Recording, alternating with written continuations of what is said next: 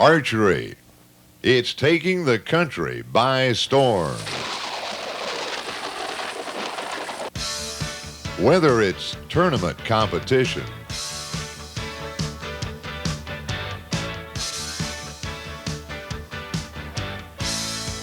or bagging that trophy bull,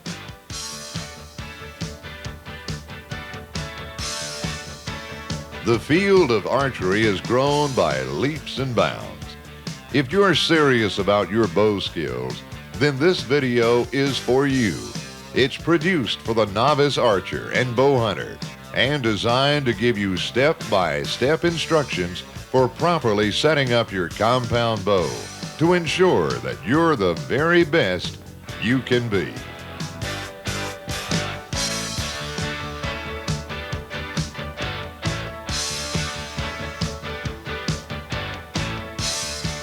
Bear Archery has gathered some of the nation's leaders in bow hunting and archery skills from around the country to get you ready for some serious shooting. Wayne Pearson, host of ESPN's Ultimate Outdoors series and the nationally syndicated The Outdoor Trail series, is a recognized leader in the field of archery. Wayne takes his bow hunting seriously and has bagged many trophy animals using his skillful techniques. Wayne serves as one of Bear Archery's top advisors. Joining Wayne is Jesse Morehead. Jesse is a top-ranked competitive archer and an avid bow hunter. Jesse shoots in 3D, field, and spot competition and has won 4 world championships. Jesse is placed in the top 5% of all organized bow tournaments entered. From the Bear Jennings staff is Dan Mesmillo. Dan is a bow hunter and professional shooter. A lifetime archer, he's worked as Bear's customer service manager for more than 3 years. Also from Bear Archery Incorporated is Gary Simons. Gary is Vice President in charge of engineering and product development. Gary has been shooting a bow since 1955. He's helped direct Bear bow development for 13 years. Hello, I'm Wayne Pearson. This is Jesse Morehead with Bear Archery in Gainesville, Florida. Today we're going to show you how to set up your compound bow and show you some shooting techniques that's going to make you a much better shooter. Okay, Dan, let's take a few minutes and go over the parts on the modern compound bow. Okay. What we've got here is a recurved limb compound bow. It's in the new tree bark camel pattern. And some of the important parts of the bow are, of course, the recurved limb, the bow handle. Some people refer to this as the riser section. In bows of past years, the recurve bows, there was a wood piece in between the 2 limbs that the limbs rose up on, and that got the name riser. Here, nowadays, most everybody refers to it as a bow handle, however. On this bow, we've got eccentric wheels. They store the energy as you draw the bow back. One of the advantages of the compound bow is it is a little bit more pleasant to shoot than the older recurve bows. Another main part of the bow is the anchor cables here. The anchor cables connect to the inside of the eccentric wheel, and the outside of the eccentric wheel is connected to the bowstring, and that's where the arrow attaches, of course. Now I think it'd be great if we could get a measurement on you and see what your real draw length is. Okay. We measure draw length according to the archery manufacturer standards, and this bow is set up to do precisely that. If you draw that bow back and get a comfortable anchor point, we call that the holding point of the arrow there, I can read your true draw, or your archery manufacturer standard draw length here is at 28 inches. So you are really a 28-inch draw. Let me get a look at how you're anchoring. If you can turn towards me a little bit, maybe I can see, just to make sure that, yes, that looks like a good, comfortable anchor. And again, yes, your 28-inch draw length. I guess all we have to do now is get your bow set up, so we'll take a few minutes and get you a bow in shooting condition. Okay. Now that we've covered the basics on our bows, I'd like you to look at a few of our accessories. We've got it from sights to overdraws to arrow rests to arm guards. This is a little more advanced model here, which has got quite a few of these accessories on it. You can see here that we've got like our new 3D sight on this bow, overdraws mounted, special stabilizers, the whole works. We even have different quivers on these bows.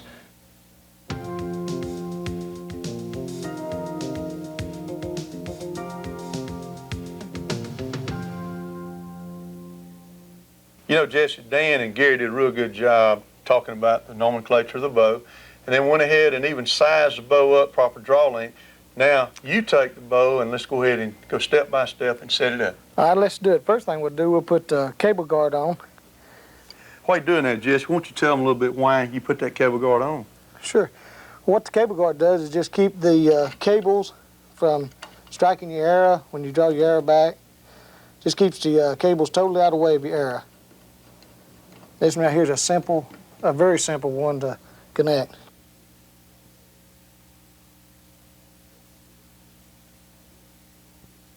I'll just pull the cable over the guard, Jesse, and you can put the clip in. How about that? All right. This is a cable slide, which keeps your cables from rubbing directly against your cable guard. And Wayne, I'd suggest one thing I'd like to point out is never oil this cable guard. Just let it be free. It's got a lubricant that comes out in it. Slide on its own. Right. All right, Jesse, let's put the arrow rest in. That's All right. very simple, isn't it? Let's do it. On these bows are very simple. All you're doing is just inserting a hole in your riser.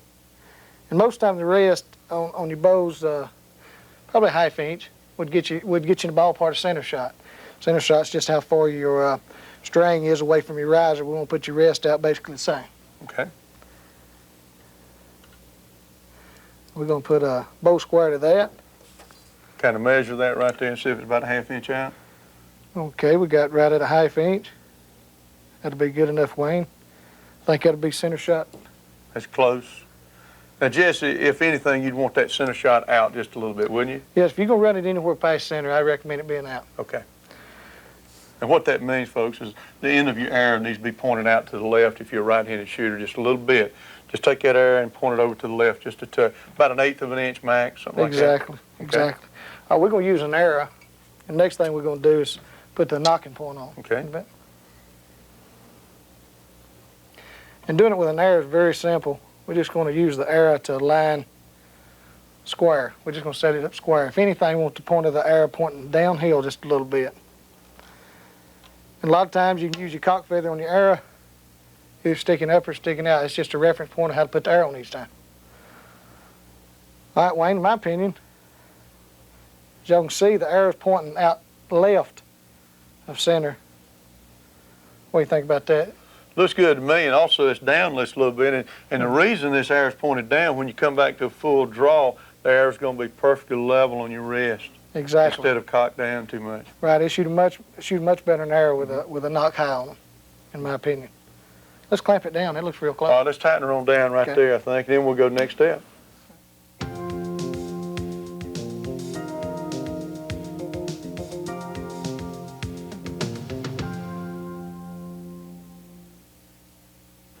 On the bow square, we'll show you how to measure your knocking point, just for a reference, in case it ever gets knocked off or anything.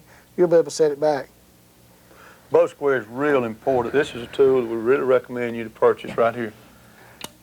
We're going to show right here just a, all right.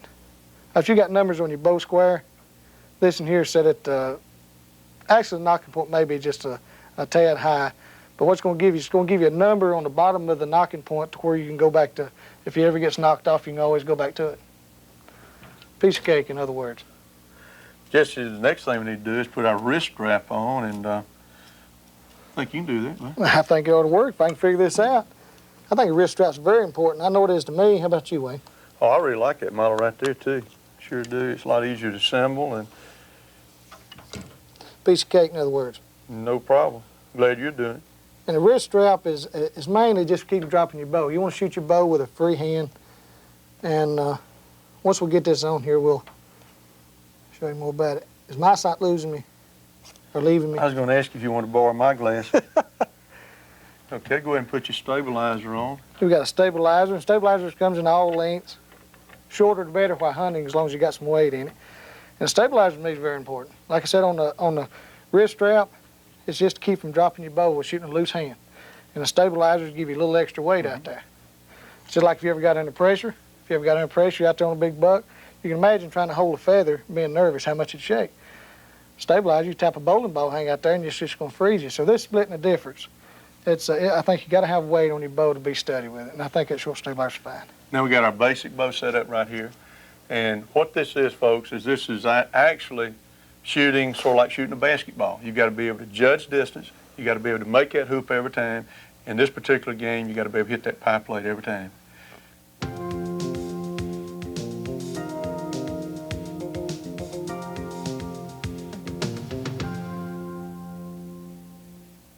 Let's show them a little advanced model from here, okay?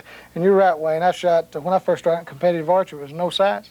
You got to practice a lot to shoot it. You shoot it with a finger tab or a glove, which is fine, but I do highly recommend it also to put the pins on and have some kind of reference point to go by. We could go ahead and put the quiver on right now, but let's go ahead and mount the quiver and the sight at the same time. All right, let's do it. That'd be great. There you go. Wayne, how about you? You take any good animals last year on video? Boy, I tell you what, Jesse, I had an opportunity. We had a great hunt last year. We were in Montana and were filming. Looked up and saw about a 170, 175 mule deer. Missed him, huh? Well, no, I didn't. but that's not the hunt, okay? That's true. And if you do miss him, that's still the hunt. That's right. But what we did is we saw the animal and we actually tracked him and hunted him probably for 1.5 miles. Finally located him in a coulee, got the wind right, pulled a sneak on him, was within 20 to 25 yards, had the bow right there, could have easily made the shot. Looked at him, looked at the camera and said, hey, we had one bigger than that last year, so we passed him up and let him walk. Ooh, yeah, I wish I'd been in those shoes. That's one of the best hunts I've ever had. Well, you know, you don't have to take animals always to have a good hunt, just like you made mention. Dapping this quiver is a piece of cake. Just drop it in the top slot, hook it. Couldn't be any easier than that, could it? No problem. Then just put your arrows right in there. Most of the time you'll have broadheads or field points on there and they'll stay a lot better than this, but here's an example. You just push it up in there and just hold it good and tight. Pop it in the slot. Of course, that'll be embedded in a piece of styrofoam so it'll stay steady and quiet. Now, Jesse, right here at this point, if a man wanted to shoot fingers and shoot sights, he could, but then there's even a better way to simplify this thing. Oh, definitely. We can stick a peep sight in there, which it helps him align the pins, you know, a lot quicker and a lot finer aim. Kind of like shooting a rifle. Exactly. What we're going to do with this peep sight, they come with real small holes in them for target shooting. You can shoot indoors with them and whatnot. We're going to drill this hole out just a tad. You can do it with a heated Allen wrench, or you can take a drill bit and just run it through the hole. You get you 2 different size drill bits to get it just as big as you want it. We've drilled that out just probably twice its size. That'll do for what we're going to do. Peep sight's very important. Now, Jesse, these people are probably not going to have a bow press, so show them how to separate that string so that we slide the peep in there. All right, a lot of times you may have to turn your poundage down to get your fingers in it, but I think we can do this with it set just like this one. So you're literally spreading the string there. Right, and you can do it with a pencil. If you got good stout fingernails, you can do it with those, but you can do it with an ink pen, something that's not rough that's going to cut your string. Mm-hmm. We're going to do this right here with these fingernails right here. I'm going to separate the string. You want to put something inside to hold it so you can work with it better? I think I got it right here, but if you're having trouble with it, you can stick a cigarette lighter or a pen or anything in there. We've got that one. No problem. All right, Jess, we got the peep in the string. Now, in order to keep this peep straight, then Zero Peep has come out with a method that actually attaches to the limb. Right. Okay, and you can take the rubber band, put it on here, and also onto the peep. The way that you and I have found that it works best for us is we attach it here and then tie it on the cable. Right. And they also make a method that attaches to the cable. Right. But this is a method I think we always backwards that works best for us. Oh yes, it's a lot easier too, and this, always take it off, and you can use it, but I recommend not even using it. And of course it's an option. And 2, I've already shortened this right here so we can tie it to the cable so it'll work out easy for us. Why don't you, before you do that, let's go ahead and tie this peep in and keep it out of the way. And you're going to show a very simple way to start right here with some dental floss and tie in on both sides and then tie it off up here at the top. Exactly. That's the best way. You can put them in a lot of ways. You bet. You can tie them just two strands on top and bottom, but I'm going to show you how to tie it the first time. You can rerun this stage as many times as you want to get it down. But this is the way to do it, and that way you don't have to wonder whether it's right or not. If you tie it real slow and real accurate, then I'll take it and slow it down for everybody and show how slow you really do work. Okay. Thanks a lot, Wayne. I appreciate that. I like having. What I do is most of the time I'll take one strand of string and I'll separate it. I stick my string through it like this. And I'll tie one of them other, what do you call these knots, Wayne? Granny knot. Granny knots. Granny knot. I knew it, and I tie one on that side. I come back and I tie one on this side. That's a double improved clinch. Right. All right. Who would you call it? I forgot the name. Making up words. You're Ted. making up words on it. Mayonnaise words. All right, you just pull that tight. Hold this part of the string, the loose string, and pull this tight, and then start your route. And you want to go probably, we'll just do it here. How far up do you come to each side there? I go probably a ½ inch above it to start a tie-in like this. And I go about 6 to 8 wraps, and then I start wrapping the single side of the string. And Wayne, right here, I'm going to take and run this strand through the string, through the center of the string that the opening the peep's created. Let's put that right there and let everybody see Okay. what you're doing. Can you kind of lean over there? Sure, and put it sure, through? no problem. If my eyesight was better, I could do it even better. You really want my glasses? Well, you just told on yourself. We didn't know you wore glasses. Well, I don't. I was going to borrow a pair. All right, I run that through, and I pull it up good and tight, and that keeps this from sliding any. And then just for getting to the peep sight, I'll take and I run it through twice more. All this is looks, I think. But this is where to tie the peep sight in, and you never have any trouble with it. Once you get the 2 loops around the single side of the string, and then you want to go around your peep sight. You'll take it and run it around. That's in a little groove on the Right, side of the peep. exactly. And Okay. catch it on the top, and then come down to the bottom. Catch it on the bottom. You're just wedging it under the each Okay. side of the peep. Now you're coming up here to this other end. You're at the top of the peep. Now you're running your string back through, Again, you're pulling the string down the side of the peep There we right go. there. and then when you pull that tight, it wedges this string up under here so you don't have any slippage on it. Let me show that to them right here. Okay. We wedge the string under here. Exactly. Okay. All right, now we're going to do a couple more loops to get back to a tied location to finish it off. That's one. And there's another. I feel like a dentist doing this. You don't look like one, man. I know it. All right, now, then what I do is when I come off that second one, I wrap it completely around both sides of the string and I pull it tight. And then I start my loop. You can put a piece of floss in here tied off with now. You Yeah, ready for I've that? got one cut over here, You Wayne. got one? Mhm. Okay. I'm going to go just about a couple more licks here. And then, Let me lay that in for you. and show them on that right there, Wayne, how to make that. What you do is just take both pieces of your floss, just double it right here, and then lay it on your string, and you can continue to make your wraps right there around it. Let me hold that for you, All right. Jesse. Hold on. You can do Okay. this with dental floss. Wax dental floss works very well. Or dental tape, either Right, one. either one. You want to go probably about 6 more wraps, pretty firm. And then we want to stick it back through the hole, the loop that Wayne created with that rascal. And you can do this by yourself, Oh, there's no yeah. problem. And then take the 2 loose ends, pull it, snug it up, and pull it through. Then Wayne, what we'll do is just clip that off and, Without Okay. clipping your string. right, exactly. If you have a lighter handy, you can always just burn the tips of these. Try not to burn your string, be cautious, don't put your flame to your string. But you can burn the tips and just mash them in and that'll keep it from ever slipping. I think you're ready now to go ahead and put your rubber band on. We can handle that. And it looks much better too when you You heat bet that it and mash does. it in. I'm gonna tie this on here with another one of them, what you call a granny knot. Okay. Now we're about to have this bow where I can shoot it.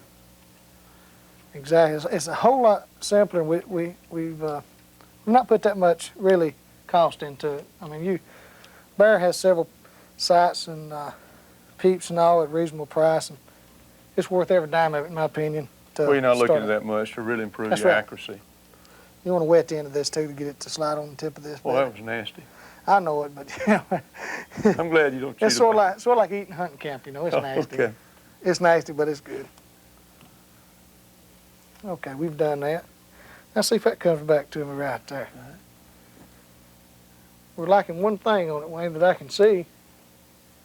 So that turns your peep sight around every time for you and gets you where you can see and line your pin up. And always center your pin or your bead inside the center, your peep sight. Gives you a lot more accurate setup. Remember, after attaching your sight, adjust the pins to bring your arrows into the target. The rule of thumb is move your pins in the direction your arrow is flying. Let your pins chase your arrows. Shoot left, move left. Now we can shoot it with a release aid, which is, this is a model right here. And all you have to do is, of course, put your arrow in, pull your release aid down. It's kind of like shooting a rifle again. But let's go a step further, like you said. Let's take these field points off, and let's get down to serious business. You bet. Let's talk about going out and sticking one. And I'd like to point out something on those release aids. When you start out with a release aid, you can, the very best way to start out with one, no matter if it's a thumb type or a little finger type, you want to take and squeeze it off, just like a rifle. You don't want to be jerking or flinching. If you get into that, you can shoot 10 years and never improve. If you do it the right way to start with, just like you would a rifle, you'll find out a release aid helps you out a lot. It does me, I know. You know, Jesse, we could really talk all day about arrows and spline weights and everything else, but I think what we need to do is just kind of recommend that people go to the local store and they have a chart down there that gives you the proper poundage, the proper length, and if you'll just kind of buy according to the bow that you bought, and I think that'll work for you. Definitely. Now, on this particular shaft, we've got a 125 grain field point. You and I have always recommended target practicing with this field point. Then you can drop down to a smaller broadhead, right? Preferably 115 grain. It should group the same way. Exactly. Normally there's like 10 grains difference, and if you've got a broadhead weighing 125 grain, or a field point weighing 125 grain, the broadhead weighing 90, it works out real good. Shooting the same hole. What about 115? Now, this particular broadhead right here, what does it weigh? 90 grains. 90 grains? You've got a Bruin, which is a super good looking broadhead. Isn't that a good looking broadhead? Sure is. It's got a good point That's on 90 it. grain total weight. That's awesome. That ought to do it, right? And you got your regular bare head, super penetrating head with your bleeder blades. Then we've got your two blade. A lot of people still shoot this. Fly real Well, good. this is a real good broadhead. Probably still the best broadhead there is.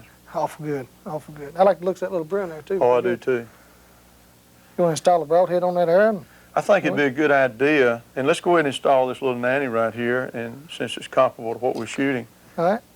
Let's use our tool for safety. I mean, I've been cut with these. Well, you don't ever want to. You know, the worst thing in the world you can do is pick that broadhead up and try to do it with your fingers, no matter how loose, how tight you want to get it. Don't do that. You will cut your hands and your fingers and probably need stitches. These things are razor sharp.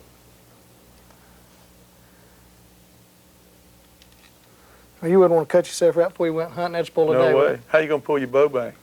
Then you're going to really have to shoot a release. That's Put it it. on your wrist, too.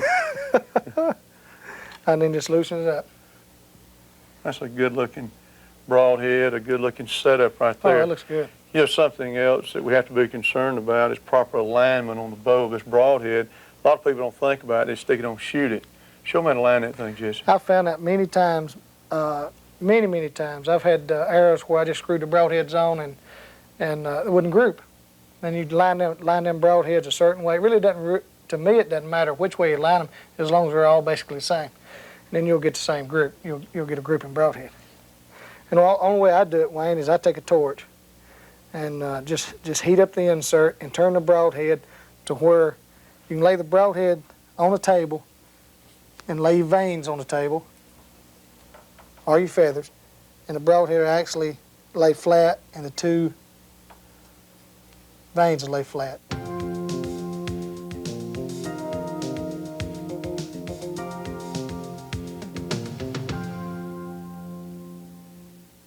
Now, Jesse, all we need to do is install these bare whiskers, and I think we might even get a second or third shot off if we miss. Yeah, we Really may do it. silences that bow an awful lot. You've never missed, have you, Wayne?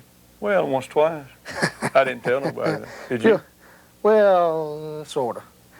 What you need to finish that up with there, Jesse? All right, Wayne, we've tied it on here good and tight. Need a pair of scissors, and let's just make it puff out better. And all you do is just pull it tight, just trim it.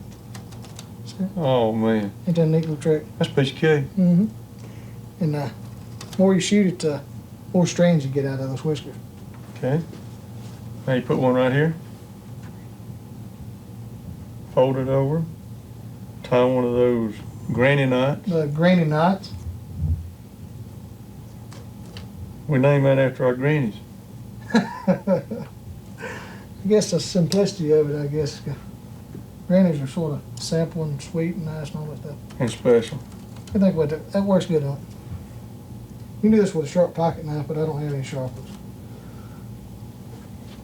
You see what height we got them? We got them totally out of the way of the sight picture and everything. Quietens your bow down a whole lot. I'll tell you what, let's do at this point. Let's go ahead and kind of gather this bow up and take it outside and show them the different methods of shooting the 3 different types of bow setups that we've done here today. I think that's a good idea. Right. Go ahead, buddy. All right.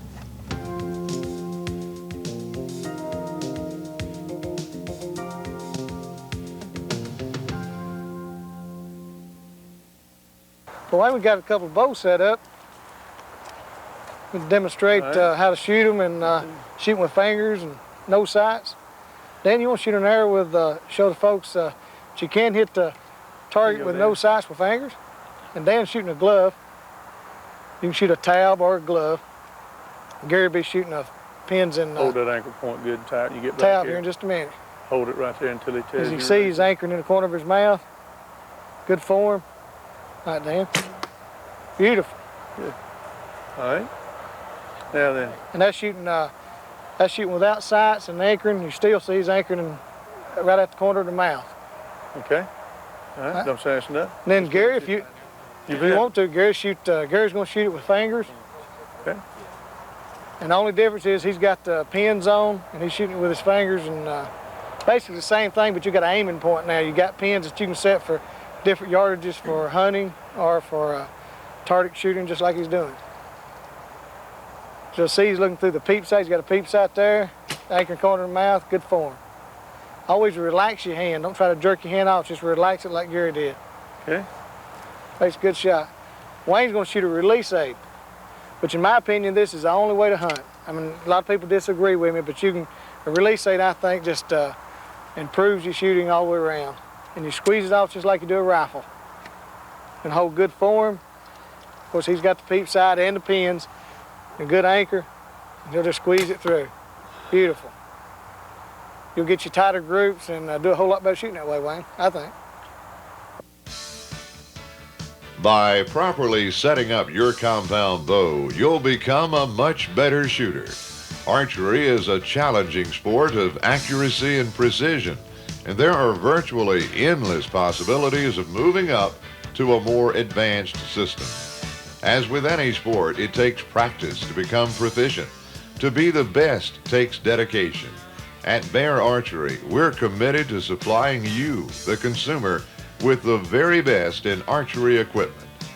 Bear Archery is the undisputed leader in tradition and technology. You know, Jess, it's an honor to be standing next to such a person as Fred Bear. Yeah, Fred Bear, when you think archery, you think of Fred Bear. He's the man that started this whole thing Exactly. many years ago, and one thing I want you to do is think safety. And never draw your compound bow back in anything but a target or an animal. Always abide by your state game and fish regulations. We've showed you today, we showed you 3 setups. We've set up a bow without sights, just your basic with no peep sight or anything. We showed you another setup with pins, with a peep sight, and then we showed you one with the pins, peep sight, and a release sight. And that's my pick. When you're riding down Interstate 75, you've got to stop at Gainesville, Florida, and visit the Fred Bear Museum. It's quite a treat. These people will really treat you nice. Can't miss it. We hope you've enjoyed this video. Watch for more information on professional bow tuning and for more adventures in archery and bow hunting in future videos from Bear Video Theater.